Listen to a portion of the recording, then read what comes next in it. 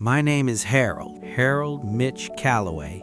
I'm 88 years old, and I've been sitting in this beat-up old recliner for the last hour trying to talk myself out of saying any of this. Didn't work, so here I am. I'm not doing this because I think it's going to change anything. I'm way past that kind of thinking. When you're this old, you stop kidding yourself that the stuff you say is going to fix something. Sometimes you just gotta put it down.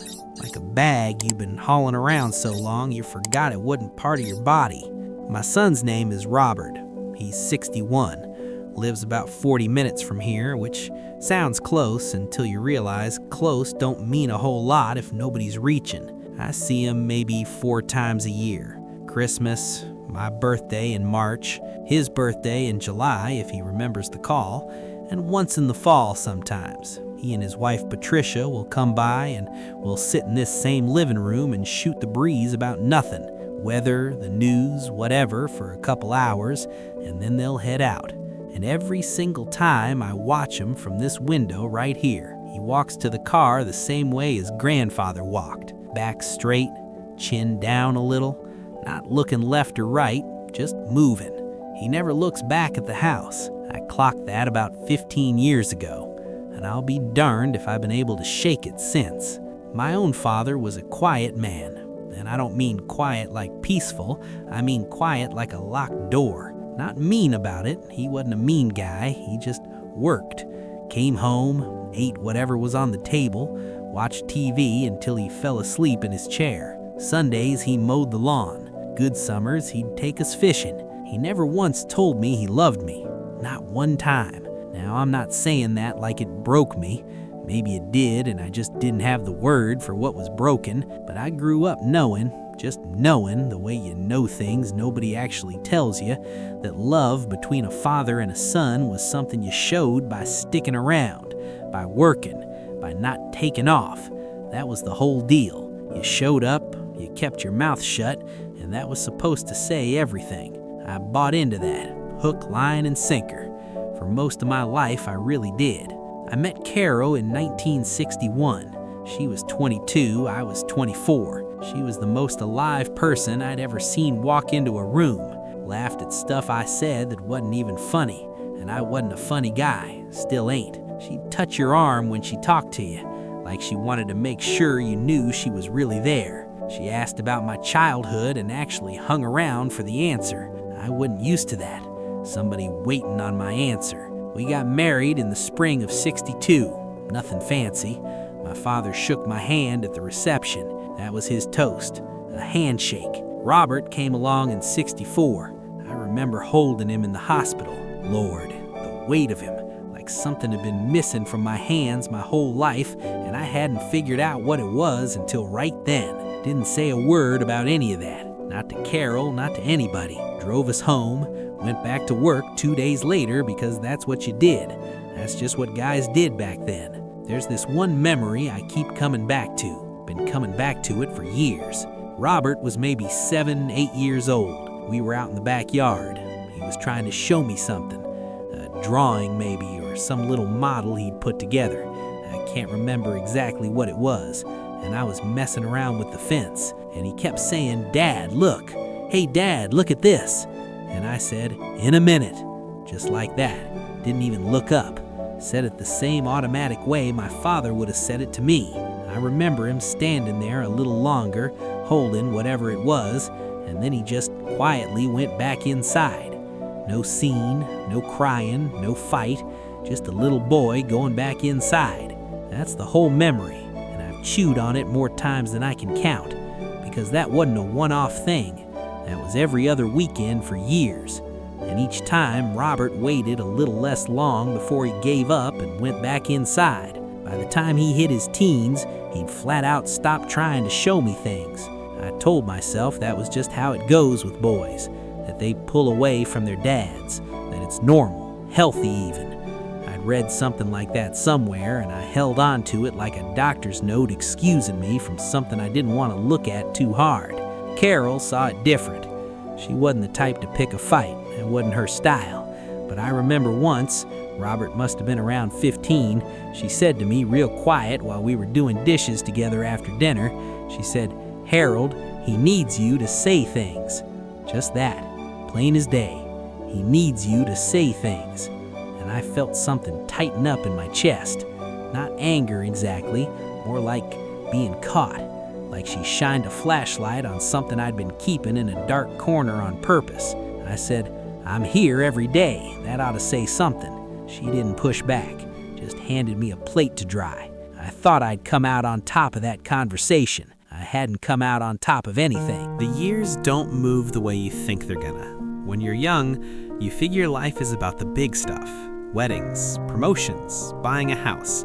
And those things happen, sure, but the actual feel of a life, the stuff that ends up meaning something when you're sitting here at 88, that's built out of the small things. The small no's, the small silences, the times you could have turned towards somebody and you turned away instead. Not because you were trying to be cold, just because it was the habit you'd worn in. Same groove, over and over. Habit is the sneakiest thing there is, and nobody warns you about it when you're busy building one. Robert played baseball all through high school, and the kid was good. Not gonna go pro good, but genuinely solid. Nice swing, patient at the plate. His coaches thought the world of him. I went to every game. I need you to know that. I was there, standing on the sideline, sitting in the bleachers with Carol, watching every inning. But after the games, on the drive home, I never said a word about what I saw. Carol would say something. "You really got a hold of that one in the third." And Robert would light up a little in the back seat, talking to her. And I'd be driving, eyes straight ahead, thinking about work, probably, or nothing at all. I honestly cannot remember what was taking up so much room in my head that I couldn't turn around and say, "You played well today." 4 words. Never said them. Not once. 4 years of watching that kid play ball, and I never said those 4 words to him. He went off to college about 3 hours away. Called on Sundays. That was Carol's doing, no question about it. She'd remind him. They'd talk for a good stretch, laughing about stuff. And then she'd hand me the phone and I'd say, "How's school going?" And he'd say, "Pretty good." And then there'd be this long pause where neither of us knew what to do with the other one. And eventually somebody'd say, "Okay, well," and that'd be that. I didn't know what to talk to him about on the phone. Shoot, I didn't really know what to talk to him about in person either, if I'm being straight with you. The difference was that in person I could point at something, a busted gutter, a dame on TV, something in the physical world to hang the conversation on. On the phone, there was nothing to point at, just his voice and my voice and all that air between them. He met Patricia in his late 20s. She's a careful woman, takes her time before she speaks, like she's turning the words over in her hand before she puts them out there. I've always respected that about her, even though we've never been what you'd call close. Their wedding was September of '94. I remember that morning. Robert and I were in this little back room at the church, just the two of us for a few minutes. He was in his suit, clearly nervous, fiddling with his tie in the mirror. And I stood there and I thought, I remember this thought so clearly it's almost embarrassing. I thought, "Come on, Harold, say something. This is the moment. Say something real." And I said, "You look good, son." He said, "Thanks, Dad." And that was it. I walked out and found my seat. I've gone back to that little room in my head so many times since then, played out 100 different versions of what I could have said instead, that I was proud of him, that I loved him, that being his dad was the most important thing I'd ever done, even though I hadn't done it all that well, that he deserved every good thing that was coming his way. Didn't say any of it. Said, "You look good, son," and sat down. Carol got sick in 2003. Breast cancer, caught late. She fought it hard for 2 years, and then she didn't have any fight left, and she passed in the spring of 2005. I'm not gonna say too much about that, not because I'm protecting myself. Shoot, I'm 88, what am I protecting myself from? But some things just don't turn into stories. They stay exactly the size they were the day they hit you. What I will say is this, after Carol passed, Robert stepped up for a while. Called more often, came by. We'd sit in the kitchen drinking coffee, and something was different between us for a stretch. Something had gotten shaken loose in both of us, and for a few months we were almost there, almost in reach of whatever it was we'd been circling around our whole lives. And then, real slow, we drifted back to what we knew. I think we both bailed on the harder thing and went back to what was comfortable, because grief will wear you down to the bone, and we didn't have a language for anything else, never had built one. I regret that going back, that choosing the easy silence over the true, harder thing.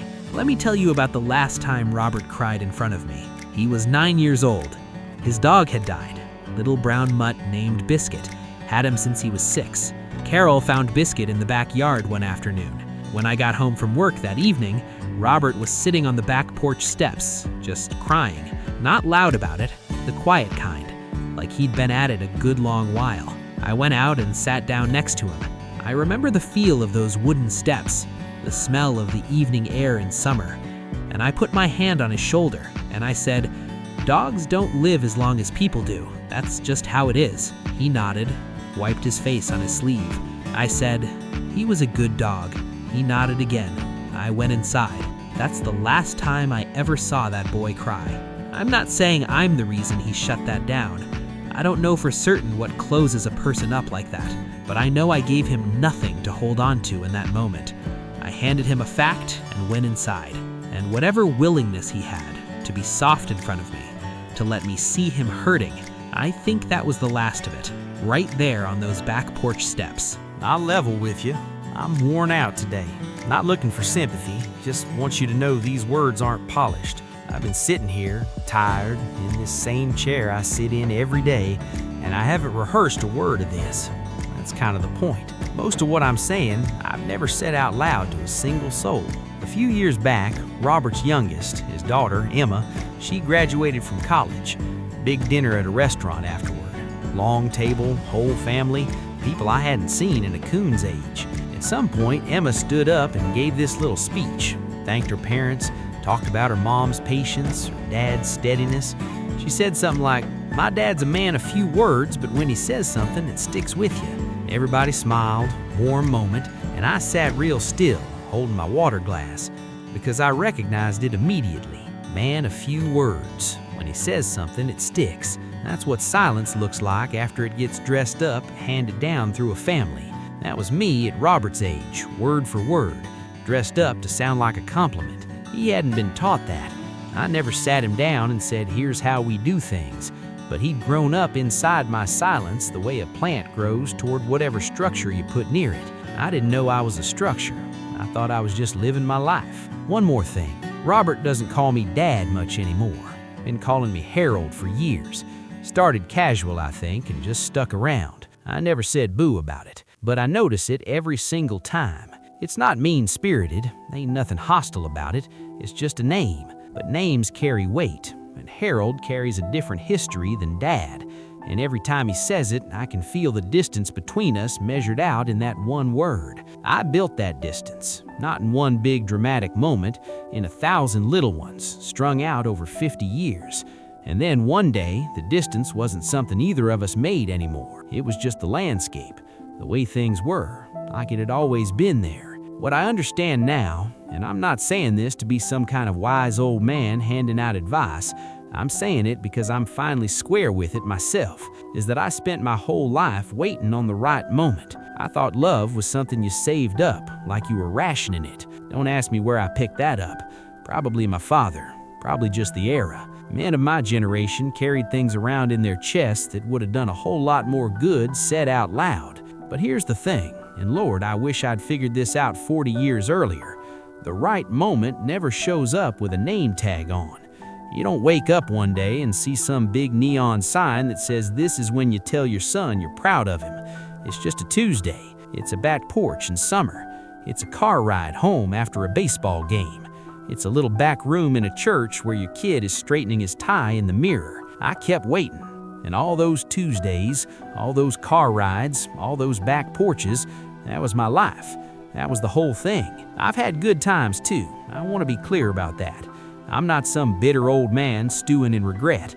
There's been real joy. I had Carol for 43 years, and that woman was the best thing that ever happened to a guy like me by a country mile. I've got grandkids who will come sit near me without needing anything from me, which is a kindness I probably don't deserve.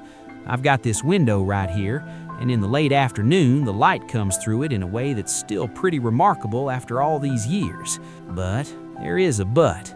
I'm 88 years old, and my son and I have never had a real conversation. And I don't mean deep, philosophical, heavy stuff. I just mean real. The kind where somebody says something true and the other person says something true back, and you both feel it actually land between you.